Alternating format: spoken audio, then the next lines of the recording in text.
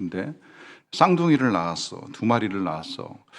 부인이 놀라서 하나님께 감사하면서 남편에게 제안을 합니다. 이런 일이 흔한 일이 아닌데 기왕이면 한 마리를 잘 키워서, 두 마리 다 잘 키워서 한 마리는 하나님께 바치면 좋겠다라고 하는 제안을 합니다. 남편도 그게 좋겠다, 잘 키워서 하나님께 드리자라고 하는 약속을 했습니다.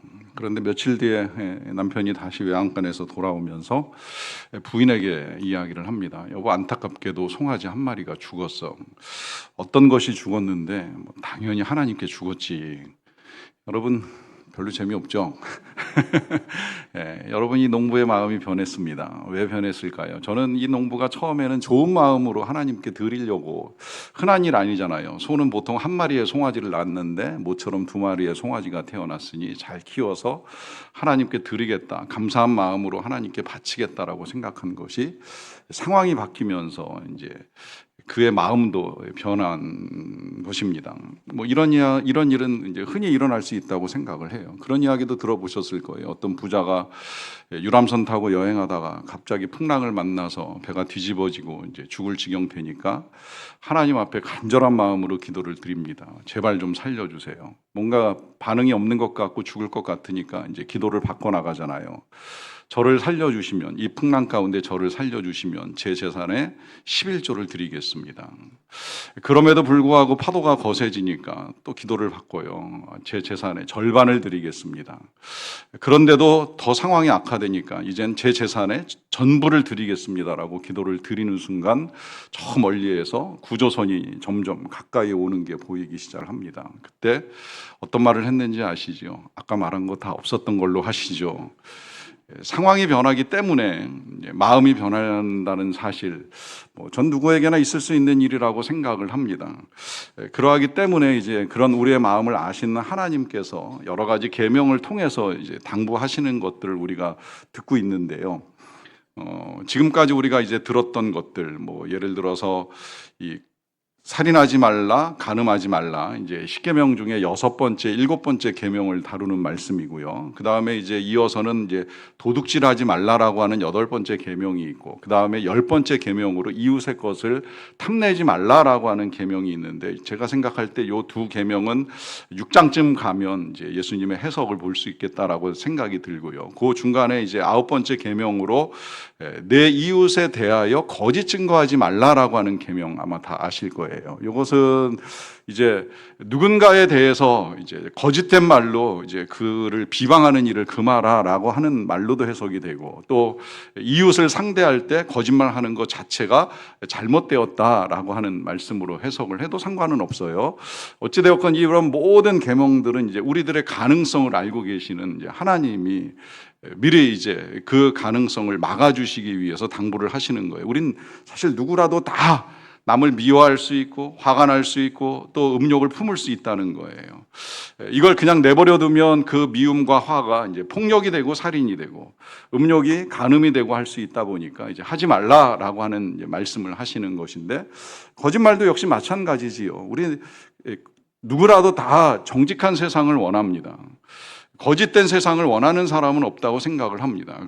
그러나 누구라도 거짓말을 할 가능성은 있다는 거예요. 그 가능성이 내가 하고 싶어서 하는 것이 아니라 처음에 말했던 그 상황과 지금의 상황이 이제 달라지기 때문에 나타나는 현상이라고도 여겨집니다. 상황이 바뀌면 거짓말이 나올 수밖에 없어요.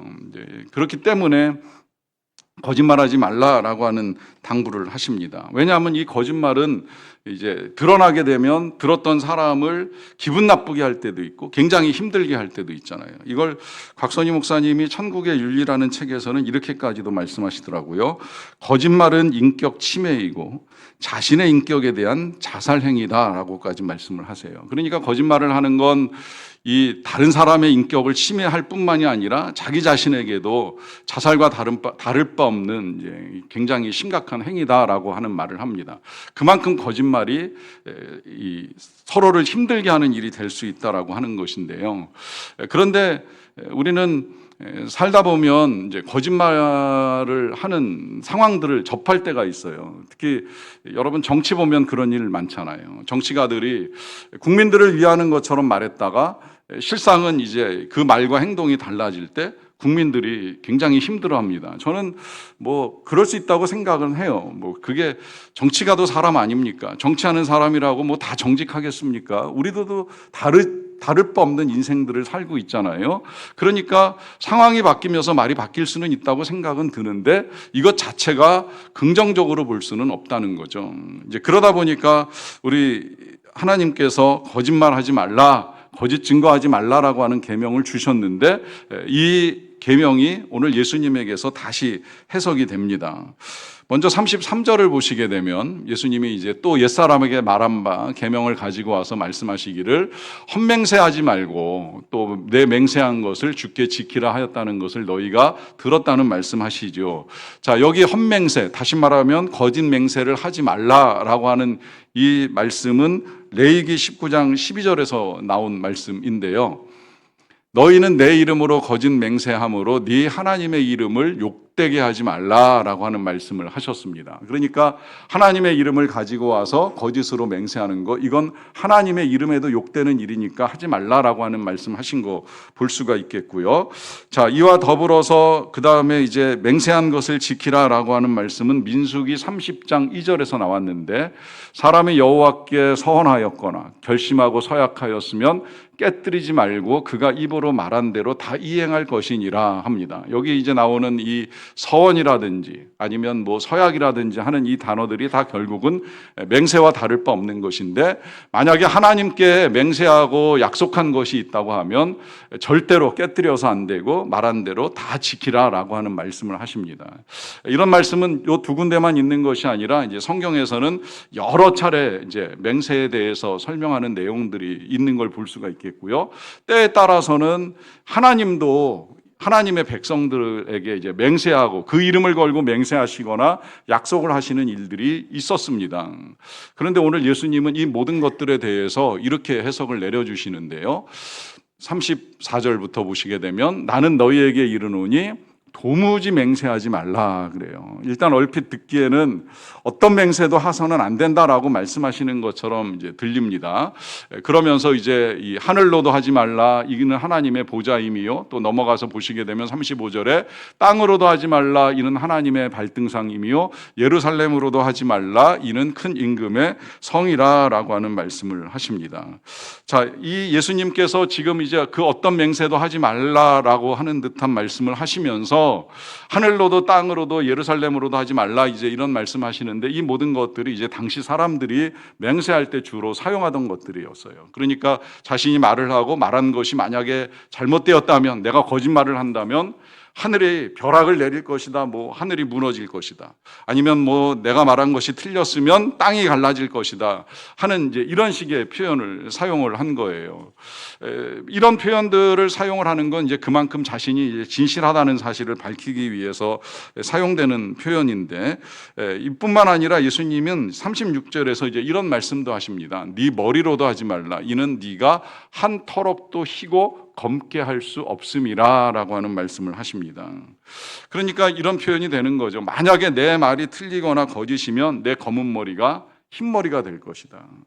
절대 그런 일이 일어날 수 없지만 그런 일이 일어날 수 있을 만큼 내가 지금 하는 말은 틀림없는 사실이라는 것을 지금 밝히고자 하는 것입니다. 그런데 예수님은 우리가 머리카락 하나도 우리의 마음대로 색깔을 바꿀 수는 없다고 말씀을 하세요. 뭐 지금이야 염색 기술 발달해서 검은 머리를 흰머리로, 흰머리를 검은 머리로 바꾸는 건 어렵지 않지만 실은 그건 이제 이미 자란 머리를 가지고 색깔을 바꾸는 것이지 실은 뿌리에서 올라오는 머리의 색깔을 우리가 임의로 흰색이니 검은색이니 우리가 결정할 수는 없는 것들이잖아요.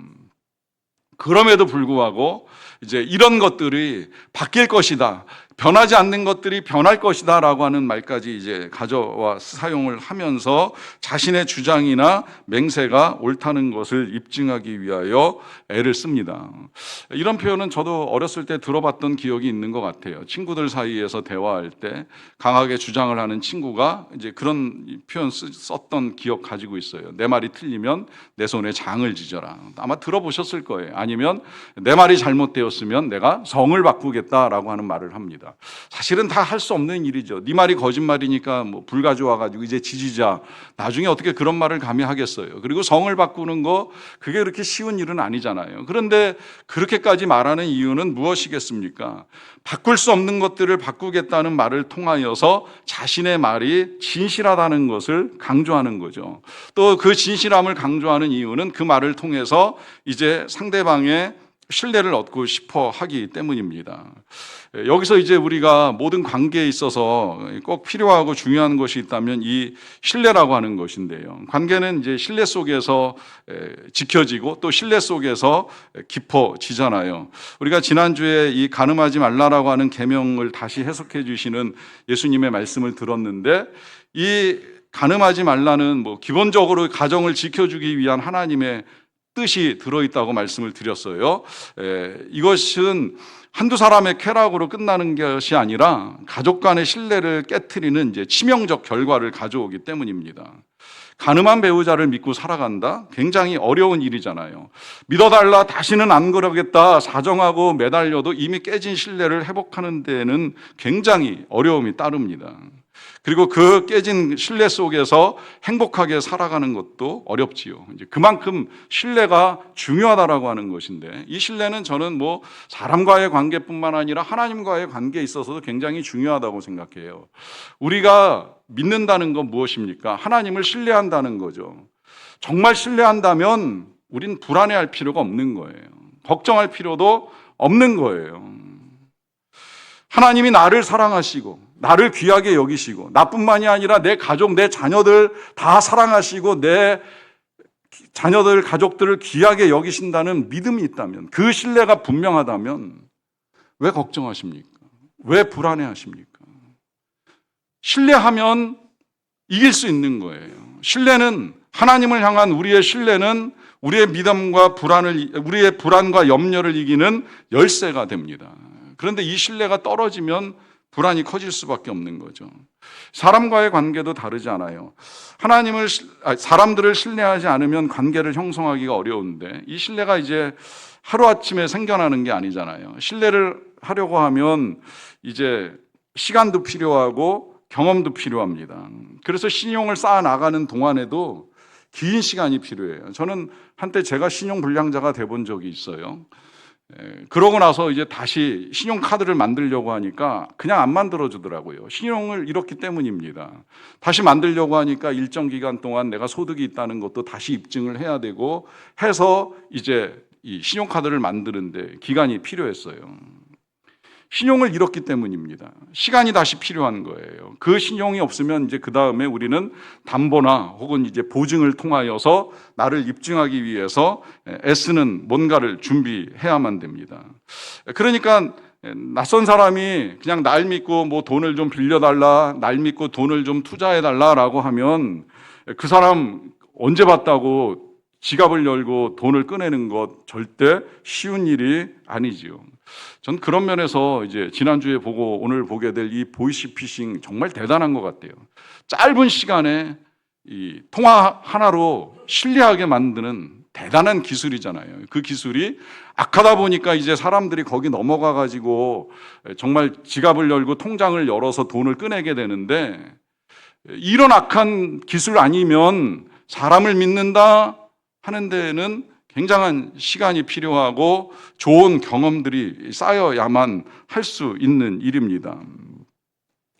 그러다 보니까 이제 이 자기의 말을 신뢰하도록 하기 위해서 여러 가지 이제 장치들을 동원하게 돼요. 그게 이제 악한 사람들은 뭐 검찰청, 은행, 신용카드 회사 막 다 동원해가지고 어떻게든 이제 믿게 만들려고 애를 쓰는데, 이제 우리는 이제 그게 안 되다 보니까 그 중에 이제 하나 사용하는 방식이 맹세라는 방식이었던 거예요. 사실을 전하기 위해서 아니면 자기를 믿게 하기 위해서 하나님의 이름, 그 이름이 들어있는 예루살렘 이름을 가지고 와서 맹세를 하는 거죠.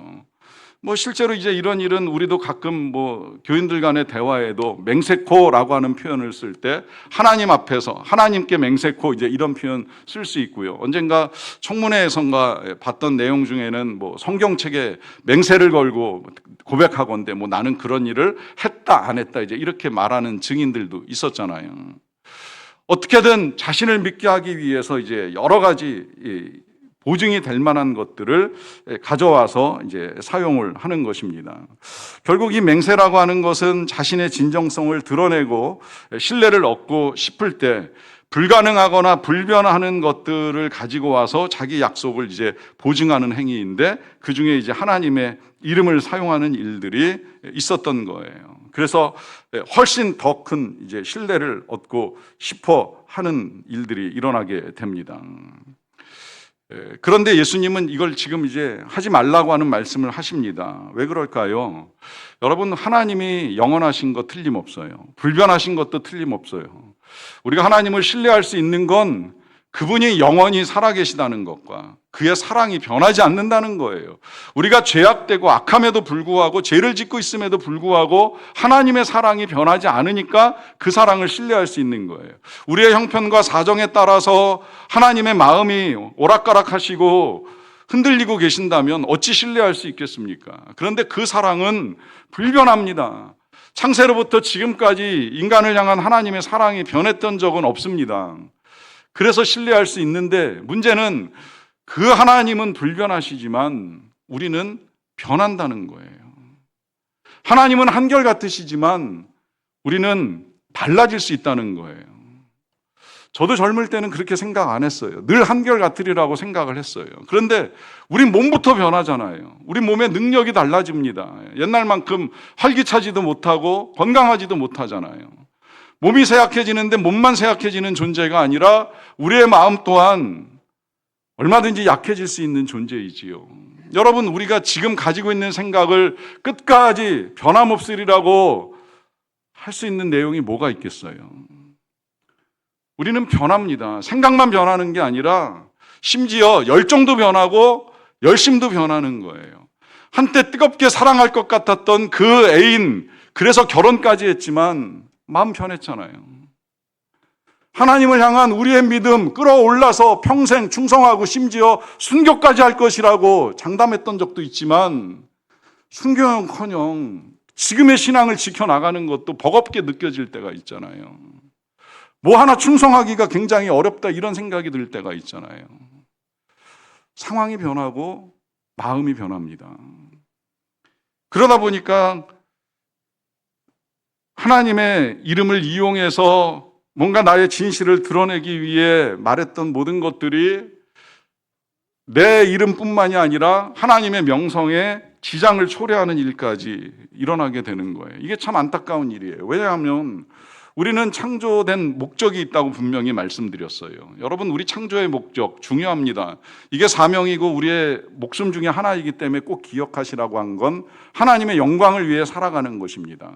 이걸 이제 모르는 사람들이 많다 보니까 하나님이 예수 그리스도를 통해 우리를 거듭나게 하여 주셔서 재창조해 주시고, 그 재창조의 은혜를 아는 사람들의 삶의 방향은 정해져 있는 거예요. 오직 하나님의 영광을 위해 살다가 부르실 때 떠나면 되는 거예요. 그 하나님의 이름을 위하여 살아갈 우리들이 하나님의 이름을 위하기는커녕 하나님의 이름을 이용해서 자신의 선함이나 자신의 진실함을 드러내기 위해서 애를 쓰다가 그게 안 될 때에는 자신만 망신을 당하고 끝나는 것이 아니라 하나님의 이름까지도 더럽히는 이런 일들이 벌어지다 보니까 주님이 경고를 하십니다. 도무지 맹세하지 말라. 그러면 이 말씀 우리가 어떻게 행해 나갈 수 있을까요? 도무지 맹세하지 말라라고 하는 이 말씀, 모든 맹세가 무용한 것일까요? 사실 모든 맹세가 무용하지는 않다고 저는 생각을 해요. 왜냐하면 지금도 우리는 맹세를 하고 살아갑니다. 꼭 맹세라고 표현하지 않지만 우리가 결혼할 때 다 서약하잖아요. 뭐 요새 주례는 사라지는 결혼식이 많아지는 거 보지만 서약은 사라지지 않더라고요. 그만큼 신랑 신부가 약속하는 것이 중요하기 때문에 이 서약은 하는 거 아니겠는가 하는 생각을 합니다. 또 우리가 교회에서는 세례식 할 때 세례 받는 사람들이 다 서약을 해요.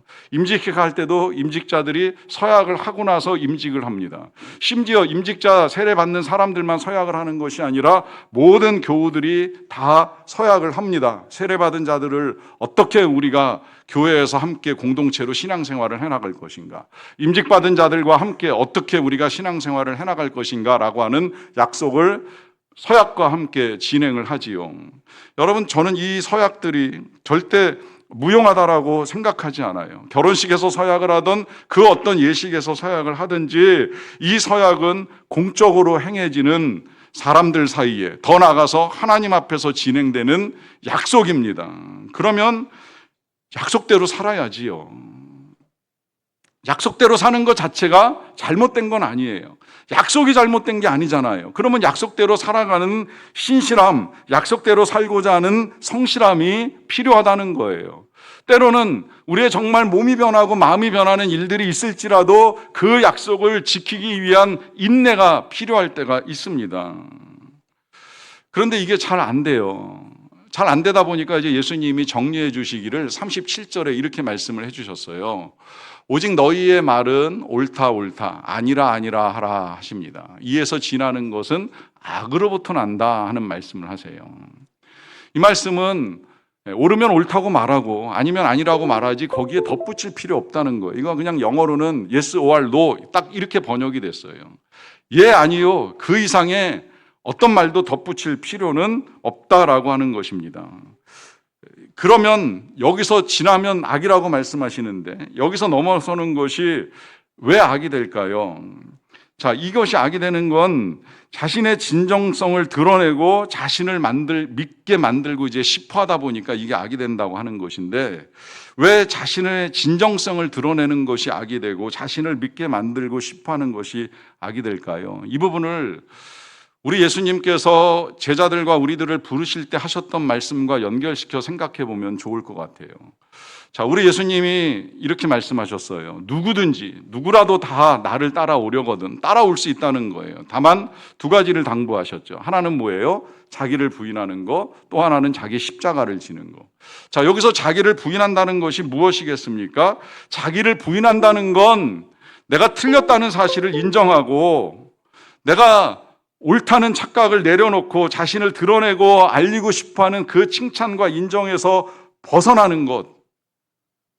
그래서 자신의 인정과 신뢰를 얻고자 맹세하는 걸 하지 말라고 말씀을 하신 거예요.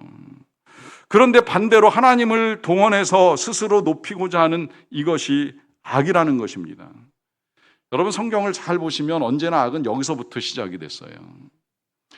아담과 하와가 선악과를 따먹은 게 왜 문제가 되는지 아시죠? 먹는 것 자체가 문제가 아닌 거예요. 그걸 먹음으로 인해서 하나님같이 되리라라고 하는 이 말을 듣고 하나님처럼 되고 싶어하는 이 욕심, 이 높아지고자 하는 이 욕망이 죄의 출발점이 되는 거예요. 가인과 아벨의 문제가 어디서 시작되는지 아시지요? 아벨의 제사는 연락됐는데 가인의 제사가 연락되지 아니하였습니다. 여기 뭔가 경쟁이 생기고 그 경쟁은 항상 시기심을 불러일으키잖아요. 그 시기심 가운데에 아벨만큼 높아지고자 하는 이 가인의 욕망이 결국은 동생을 죽이는 결과까지 가져오게 됩니다. 우리가 하나님 앞에서 낮아지고 낮아져야 은혜를 받는 사람들이 되는데 반대로 하나님 앞에서 하나님의 이름까지 들먹이면서 높아지기를 꿈꾸는 거기서부터 악이 시작된다는 거예요. 초대교회 역사를 읽어나가다 보면 안타까운 일이 있잖아요. 아나니아하고 삽비라라고 하는 이 부부가 땅을 팔아서 하나님 앞에 바치다가 둘 다 큰 화를 겪습니다. 땅을 팔아서 하나님 앞에 바친다는 것 전 굉장히 귀한 일이라고 생각을 해요. 보통 일이 아니잖아요. 재산을 정리해가지고 하나님 앞에 드렸는데 화를 당했어요. 왜 그랬는지 아시죠? 바치기로 약속한 땅값을 다 바치지 못했기 때문에. 저는 그것도 오늘 말씀하고 연결해서 생각을 해보면 이 사람들도 상황이 변하니까 마음이 변했구나. 그럴 수 있겠구나 생각은 드는 거예요. 땅을 팔면 뭐 한 1, 2억 되겠지 이렇게 생각을 했는데 생각보다 요즘같이 땅값이 너무 올라버려가지고 한 4, 5억 된 거예요. 차액이 생겼잖아요. 그러면 원래 드리기로 한 건 1, 2억이니까 남은 건 우리가 취해도 되지 않을까 생각을 한 거예요. 그런데 성령 충만한 이 초대교회 사도들이 그들의 마음을 알고 질문을 하잖아요. 네 땅판 값이 이것이 전부냐? 이 질문 앞에 그들이 무너집니다. 근데 다시 생각을 해봤어요. 그럼 그들은 왜 그랬을까? 처음엔 좋은 마음이었던 거거든요. 근데 이 좋은 마음의 출발점이 성경을 잘 읽어보시면 좋은 뜻에서 출발한 게 아니에요. 그 앞에 바나바라고 하는 사람이 먼저 땅을 바치고 땅을 팔아서 하나님께 바치는 일을 합니다. 그리고 위로의 아들이라고 하는 별명을 얻어요. 보면 부럽거든요. 대단해 보이거든요. 아, 나도 기왕이면 저런 말, 저런 칭찬 듣고 싶다. 욕심이 생기는 거예요. 이 욕심에 따라서 사도들하고 먼저 약속을 해버렸어요. 우리도 땅을 팔아서 교회에 바치겠습니다. 이 약속 지키기는 지켜야 되겠는데 이익이 남다 보니까 다 지키지 못하고 부분적으로 지키는 이 일이 화가 되었습니다. 여러분, 남들의 인정, 남들의 칭찬 중요하지 않습니다. 누군가의 칭찬 귀하게 여겨주세요.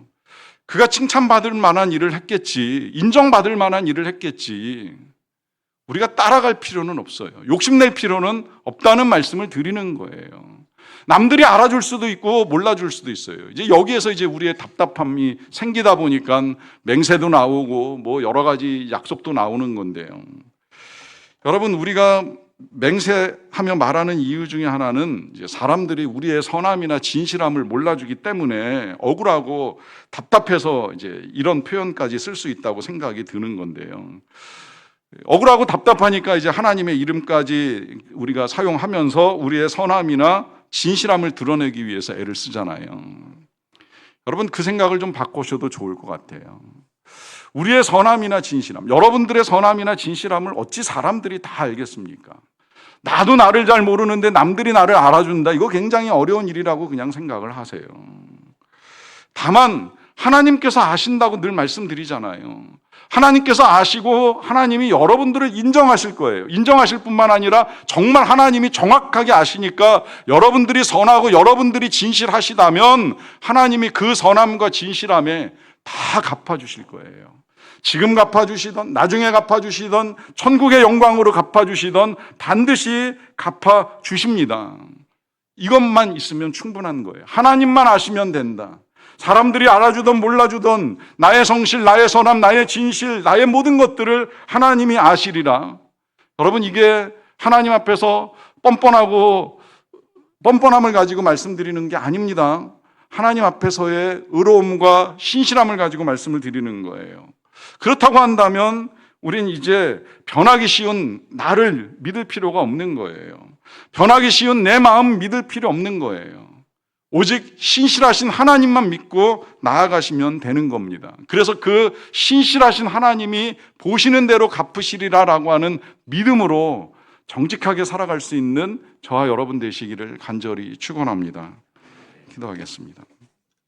같이 기도하겠습니다. 이 시간 기도할 때 이렇게 기도를 드립시다. 하나님이 원하시는 건 하나님 앞에서나 사람들 앞에서나 우리가 정직하게 살아가는 것입니다.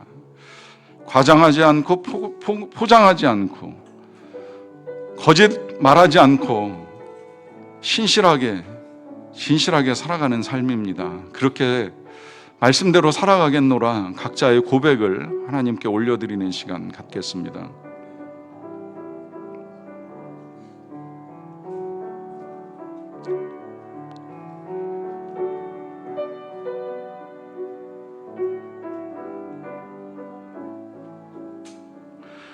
하나님 감사합니다. 우리의 모든 것들을 아시고 보시고 갚으시는 하나님의 사랑에 진심으로 감사를 드립니다. 그 사랑을 믿고 그 사랑을 신뢰하며 정직하게 신실하게 거룩하게 살기를 간절히 원합니다. 예수님의 이름으로 기도하옵나이다.